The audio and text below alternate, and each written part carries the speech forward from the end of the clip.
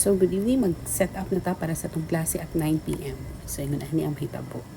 So, of course, na nata sa atong Teams or sa Microsoft Teams para diri ang klase. Okay, so, it's virtual class.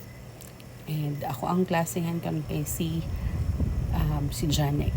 Okay, from Poland, an 18-year-old boy. So, later, maabot na siya kay alas 8:47 naman. So, later, na siya. And of course, so, ang mga materials na itong gamiton, ready na sad.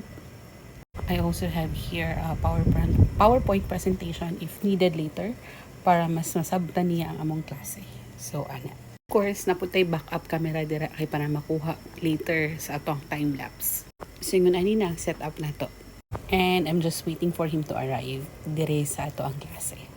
So, ang akong klase is 9 p.m. to 10 p.m. Napo yung klase 6 p.m. to 7 p.m. and more students to come. And I'm so happy for it. So, yun na ang labanan.